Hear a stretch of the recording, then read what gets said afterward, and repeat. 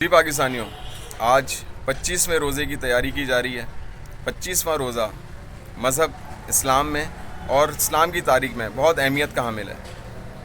کیونکہ اس دن مسلمان جنگ جیتے تھے اور اسلام میں فتوحات ملی تھی اسلام کو۔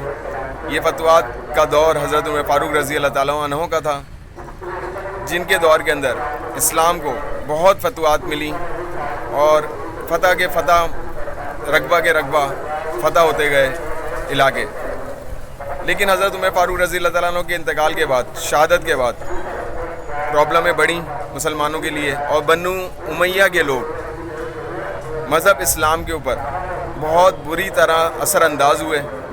جس کی وجہ سے ملک کو، جس کی وجہ سے اسلام کو اور مذہب کو بہت نقصان کا سامنا کرنا پڑا۔ جنگ نہمد کی فتح کے بعد فارسیوں کو بہت بڑی شکست کا سامنا کرنا پڑا اور اسلام کو ایران کے اندر فتوحات کے رستے کھل گئے۔ اللہ تعالیٰ نے ہمیشہ مسلمانوں کو فتح یاب کیا، ہر موقع کے اوپر، ہر دفعہ اس کا ساتھ دیا۔ اس کا یہ مطلب نہیں ہے کہ اللہ تعالیٰ صرف مسلمانوں کا ہے، اللہ تعالیٰ اس پورے جہان کا ہے، ہندو، سکھ، عیسائی، سب کا اللہ تعالیٰ ہے، اگر کوئی مانے تو۔ قرآن پاک میں ہے، اللہ تم سے آسان معاملہ کرنا چاہتا ہے، تمہارے پہ سختی نہیں کرنا چاہتا، تو پس تم اللہ کی کہی ہوئی بات پہ اور اس کے رستے پر تکبیر کہو اور ہمیشہ شکر کرتے رہو، وہ شکر کرنے والوں کے ساتھ ہے۔ اسی طرح حضرت امام حسین ارشاد فرماتے ہیں کہ جب تم جان لو کہ تم حق پر ہو تو پھر اپنی جان اور مال کی پرواہ مت کرو۔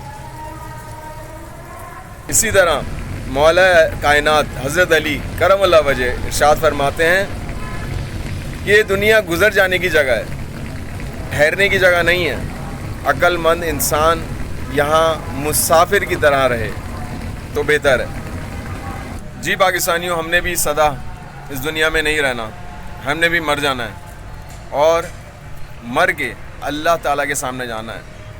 جہاں اللہ تعالیٰ ہم سے پوچھے گا، سوال کرے گا کہ اس دنیا میں کیا کر کے آئے ہو اور اس دنیا کے اندر تم نے میرے لیے کیا کیا۔ ہم اس دنیا میں صرف اللہ کے لیے بھیجے ہیں، اللہ کی عبادت کے لیے بھیجا گیا ہے، ہمیں اس سے محبت کرنے کے لیے بھیجا گیا ہے، نہ کہ دوسروں سے لڑنے